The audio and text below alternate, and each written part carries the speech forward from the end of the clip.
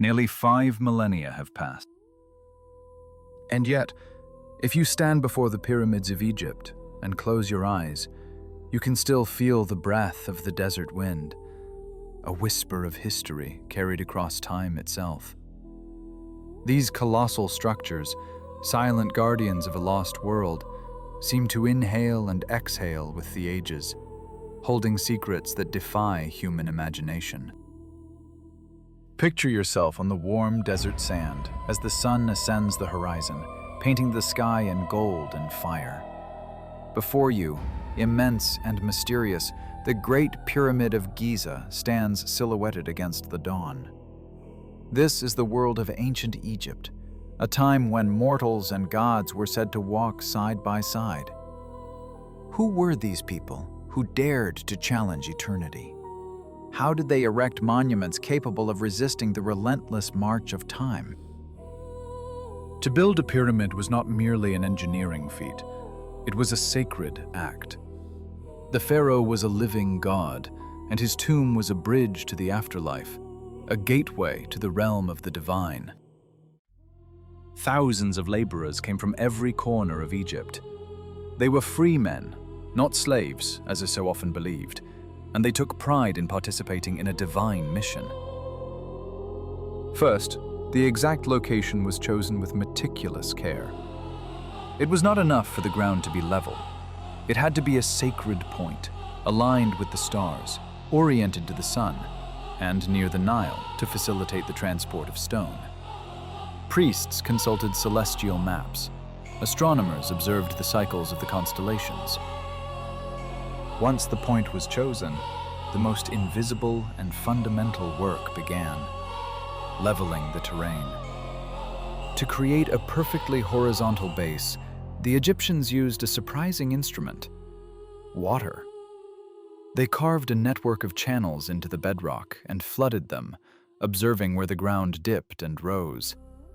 These spaces were filled with gravel and sand, until they achieved a surface leveled with a precision that modern laser instruments confirm is perfect to within a fraction of an inch. After preparing the ground, the quarrying began. The primary quarries for the brilliant white limestone were near Tura, while the red granite used for the inner chambers was brought from Aswan. The blocks were cut with copper tools and harder stones such as dolerite. The work was slow and arduous, but incredibly precise. Each block was marked, catalogued, and prepared for transport. This transport was an extraordinary logistical undertaking. After being cut, the blocks were carefully loaded onto massive wooden sleds. To reduce friction, the Egyptians developed a technique that was both simple and brilliant. They poured water onto the sand directly in front of the sleds. This seemingly trivial gesture compacted the sand, allowing the colossal stones to glide across the desert. It was a monument, built not by magic, but by ingenuity, devotion, and an unwavering belief in the eternal.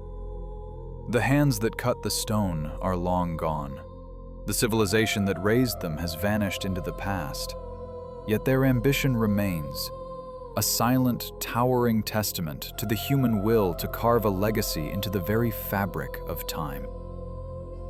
Modern reconstructions reveal a simple yet ingenious solution that halved the Herculean force required to drag the colossal blocks across the sand. This practice made it possible for teams of a few dozen well-coordinated men to move stones weighing several tons. For the longest journeys, particularly for the granite monoliths hewn from the distant quarries of Aswan, the ancient engineers turned to the river. The blocks were loaded onto immense, sturdy rafts and guided down the Nile. They harnessed the power of the annual inundation, the seasonal floods that allowed these vessels to sail closer than ever to the sprawling construction site. At times, to bridge the final gap, they carved new arteries from the earth, artificial canals connecting the river directly to the foot of the nascent pyramid. The movement of materials was a symphony of logistics, synchronized with breathtaking precision. Each team of workers had its designated task, every shipment a precise destination, each day a new objective to be met. Scribes, the meticulous record-keepers of the state, documented everything: the hours worked, the tools distributed, even the physical condition of the men. The construction site was far more than a place of brute labor. It was a sophisticated administrative machine. Once the stones arrived, the greatest challenge began: the vertical ascent.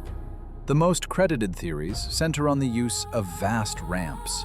Some archaeologists envision a single, straight ramp, growing longer and steeper as it approached the summit.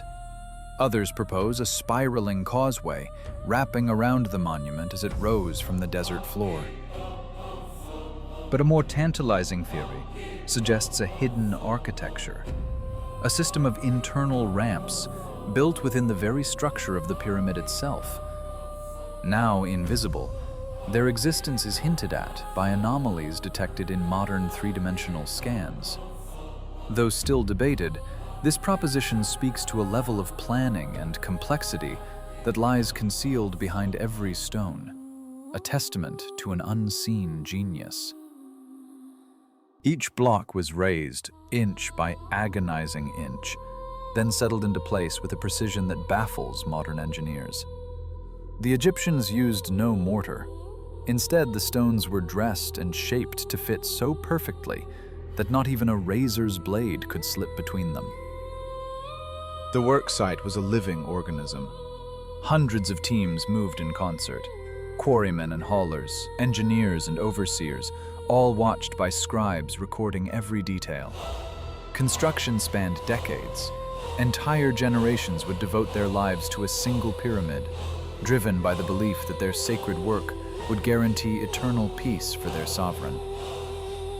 When the last block was set and the pyramid's iconic shape was complete, a final transformative stage began. The structure was sheathed in slabs of polished white limestone. This brilliant casing would catch the light of the sun, making symbol of celestial perfection. Only then, within the silent heart of the finished monument, were the inner chambers prepared for their king. It was more than a tomb. It was a resurrection machine, a stairway to the stars built with human hands, and in its silent geometric perfection, it poses a question not of how they built it, but why they dared to dream on such a scale that measured its ambition against eternity itself. In the heart of the stone mountain, a final, secret rite unfolds. The sarcophagus is set in its place, attended only by the most sacred of ceremonies. The entire complex is then sealed, its great construction ramps dismantled or absorbed into the very fabric of the structure. Only then can the pharaoh's soul begin its journey toward the stars. These were not mere tombs. They were cosmic engines, oriented with an almost impossible precision to the solstices and the equinoxes. This celestial alignment forged a symbolic link between the ruler and the cosmic cycle, ensuring the royal soul a direct passage to immortality among the imperishable stars. The Great Pyramid of Giza, in particular, holds details that are nothing short of astounding. It is aligned to true geographic north with a staggering accuracy, a feat of engineering that defies the known technology of its age.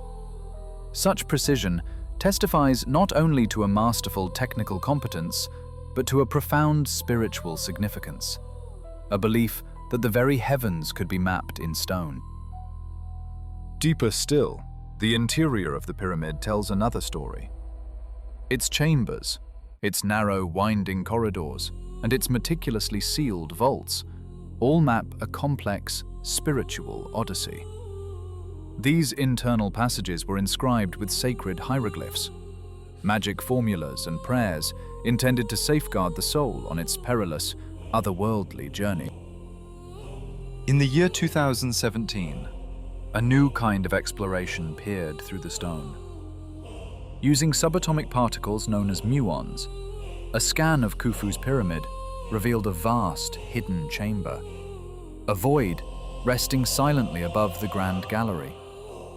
No human eye has seen it. No one knows what it contains.